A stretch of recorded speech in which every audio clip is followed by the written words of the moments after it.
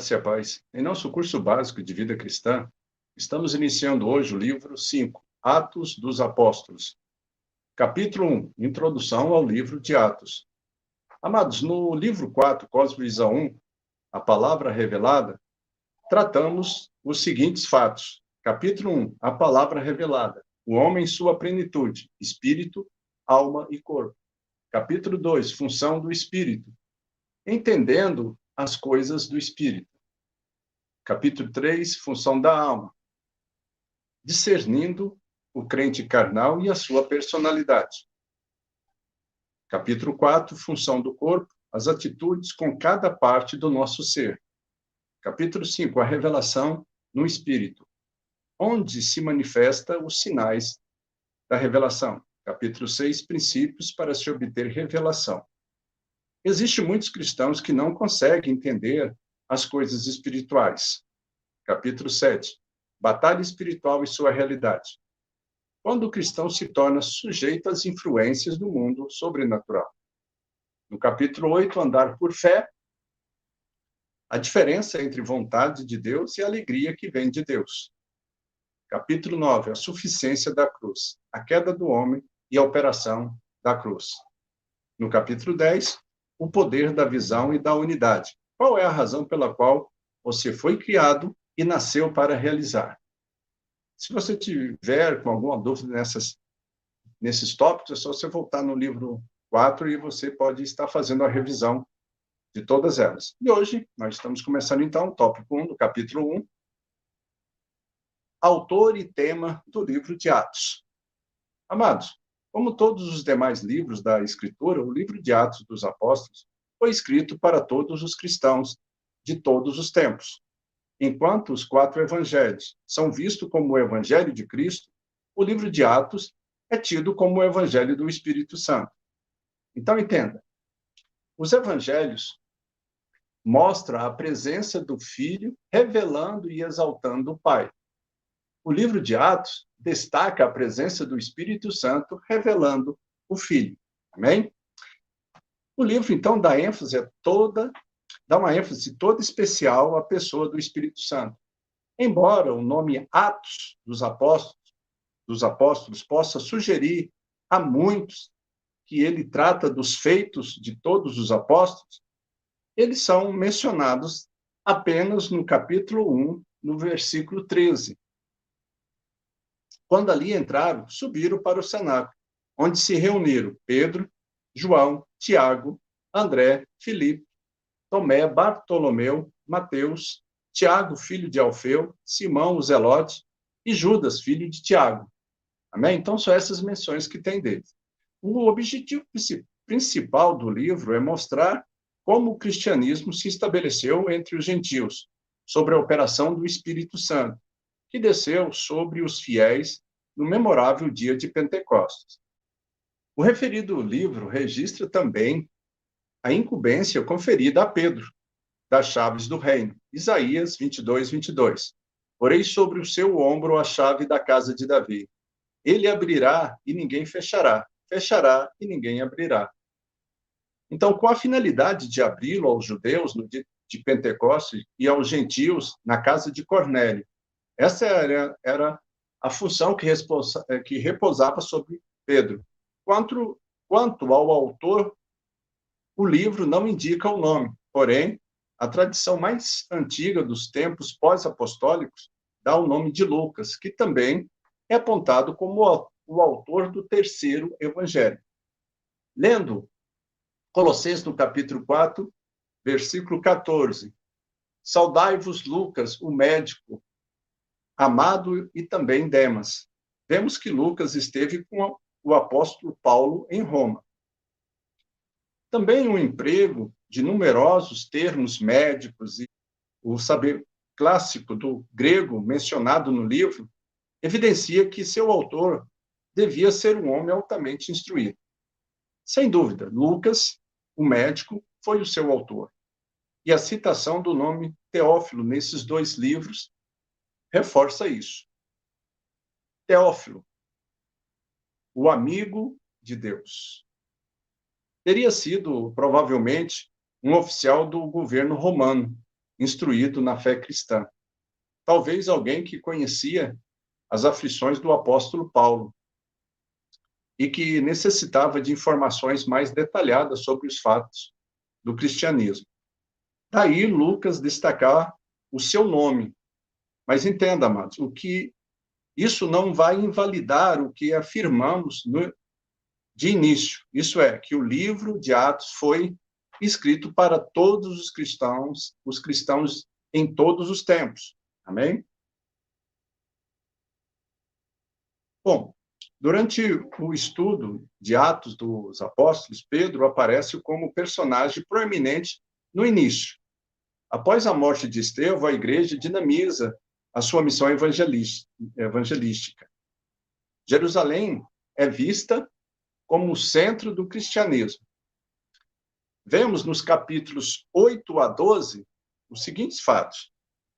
A obra de Filipe em Samaria e a conversão do importante homem etíope. B, a conversão de Saulo e suas primeiras atividades. C, o trabalho de Pedro, começando com a conversão de Cornélio, levando a igreja a compreender que a salvação era comum aos judeus e aos gentios. D, a função da igreja gentílica em Antioquia. E, a perseguição de Herodes. Do capítulo 13 ao final do livro, temos o ministério ativo e fecundo do apóstolo Paulo. Em Atos, no capítulo 1, versículo 8, temos a seguinte citação: mas recebereis poder ao descer sobre vós o Espírito Santo, e serei minhas testemunhas, tanto em Jerusalém, como em toda a Judeia e Samaria e até os confins da terra.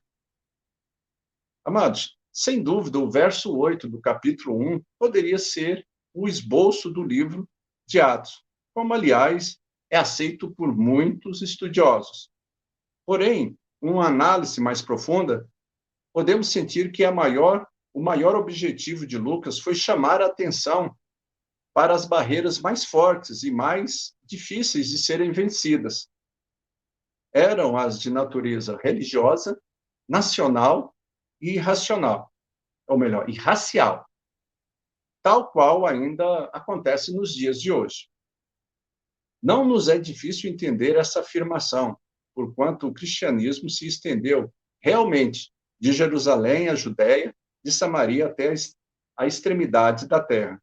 Todavia, o resultado, no rompimento entre a sinagoga e a igreja, é, consequentemente, a autoexecução do povo cujo seio o cristianismo nasceu, diferente dos demais livros da Bíblia. Okay? O livro de Atos dos Apóstolos não apresenta uma conclusão em suas páginas finais. Se assim fosse, seria uma incoerência, porque a obra do Espírito Santo na Terra jamais estacionou ou parou. Ela ainda continua ativa, né? Porque a igreja ainda está atuando na Terra. E, para muitos, o livro de Atos tem sido aceito, né, como um segmento ou continuação lógica do livro de Atos. Ou seja, o livro de Apocalipse é aceito como se fosse a continuação do livro de Atos, muito especialmente no que tange à Igreja de Cristo. Ok? Então, apropriemos-nos das palavras de Jesus, no versículo-chave do livro de Atos. Recebereis poder ao descer sobre vós o Espírito Santo. Atos, capítulo 1, versículo 8, a parte A. E sereis mais do que vitoriosos na obediência ao chamado divino, à grande comissão. Pois quem ganha almas para Deus, né, está guardado e dirigido pelo Espírito Santo. Lá em Zacarias, no capítulo 4, versículo 6, diz que não é por força e nem por violência, mas pelo meu Espírito, diz o Senhor dos Exércitos. Assim, o livro de Atos não é em si mesmo uma unidade separada. Ele é apontado como uma continuação do Evangelho de Lucas. Né? Então, observe, o autor fala do primeiro livro no segundo. Lá em Atos, no capítulo 1, versículo 1, ele diz: escrevi o primeiro livro, ó Teófilo, relatando todas as coisas que Jesus começou a fazer e a ensinar. E a sua dedicatória a Teófilo indica uma relação com o evangelho que foi dedicado à mesma pessoa. O sumário do primeiro livro, como o de Atos, concorda exatamente com o conteúdo de Lucas e dá prosseguimento à primeira narrativa, partindo do ponto onde Lucas a deixou. Né? Então, o que nós temos que entender? O propósito de Lucas, qual foi? Foi demonstrar não somente que a vinda de Jesus cumpriu as profecias, como também o surgimento da igreja e a extensão da salvação aos gentios cumpriram as profecias do Antigo Testamento, bem como as promessas de Jesus. Ok? Então, não há dúvida de que Atos e Lucas são dois volumes da mesma obra.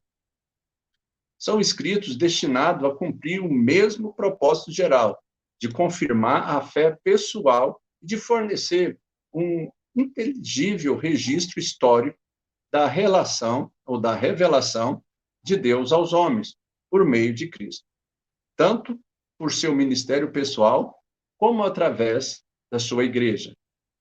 Ok?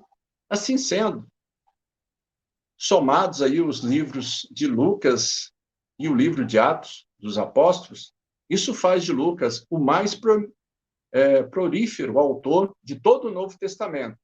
Soma-se esses dois volumes, temos nessas duas obras mais de 1/4 do total do volume do Novo Testamento.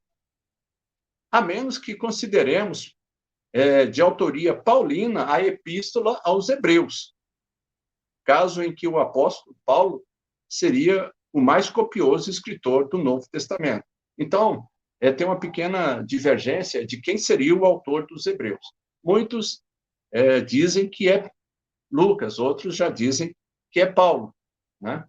Porque a maneira de escrita é aparentemente registrada a ambos, dando aí uma dificuldade de fazermos a interpretação exata. Ok? Então, continuando aqui.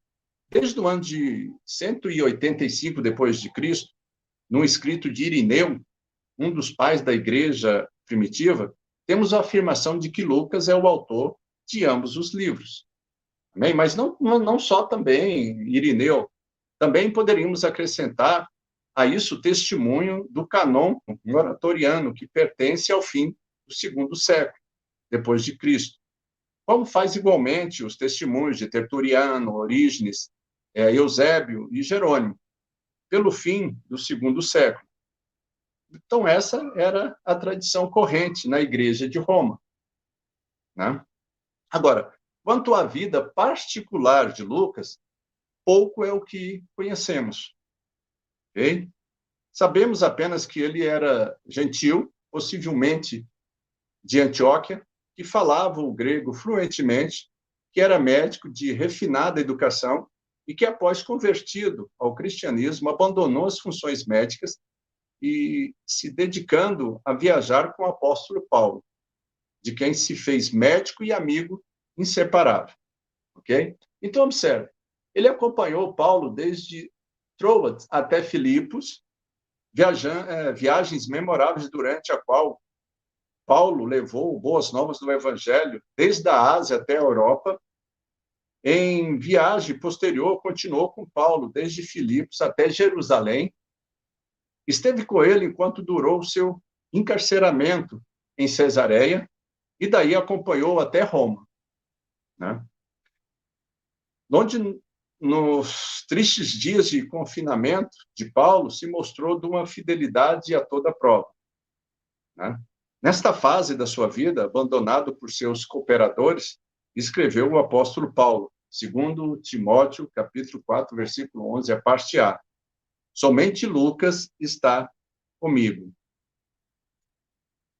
E, segundo a tradição, Lucas sofreu o martírio tendo sido enforcado em uma oliveira na Grécia. Bem? E para nós entrarmos na parte final desse primeiro tópico, nós podemos dizer que o livro de Atos dos Apóstolos pode ser dividido em 8 seções principais. Primeiro, a introdução, que vai do capítulo 1, versículo 1 ao 11. Segundo, a origem da igreja Jerusalém, do capítulo 1, versículo 12, ao capítulo 8, versículo 3. Terceiro, período de transição, Samaria, do capítulo 8 ao capítulo 9, versículo 31. Quarto, o começo da missão aos gentios, capítulo 9, do versículo 32 ao capítulo 12, versículo 25. 5. A missão da igreja menor e suas consequências, capítulo 13, versículo 1 ao capítulo 15, versículo 35. 6. A campanha missionária de Paulo na Macedônia e na Acaia, capítulo 15, versículo 36 ao capítulo 18, versículo 17. O 7. A campanha missionária de Paulo na Ásia, o capítulo 18, do versículo 18 ao capítulo 20, versículo 38. E o 8, Paulo é capturado e encarcerado, no capítulo 21, versículo 1 ao capítulo 28, versículo 31. Amém? Então, essa foi o nosso primeiro contato. Né? Na próxima aula, nós estaremos tratando o tópico 2, propósito, data e destinatário de Atos, a qual nós vamos responder também algumas questões. Qual é o propósito de Deus na história registrada no livro de Atos? Segundo, qual foi a data e o lugar da composição de Atos dos Apóstolos? Terceiro, como entender melhor o caráter histórico e a ênfase apologética de Atos. Amém? Amados, então estamos começando hoje um novo livro. Esse material está todo à disposição dos irmãos aí. Se você está inscrito, é só você entrar na playlist, você vai ter todos eles para você fazer as suas revisões, né? E lembramos, novamente, esse material tem um propósito de nós evangelizarmos as pessoas que não têm acesso e não têm conhecimento suficiente. Então, o objetivo é que nós estejamos crescendo em conhecimento e graça, além de cumprirmos a missão que o Senhor Jesus nos entregou, de pregar o evangelho a toda criatura. Amém? Que nós possamos usar esse material. Se você gostou, deixa aí o seu like. Se você não gostou, deixa o seu dislike. Não esquece de fazer os comentários. Se tem alguma pergunta também, deixa registrado ali nos comentários que nós estaremos te respondendo. Ok? Que Deus abençoe e até a próxima aula.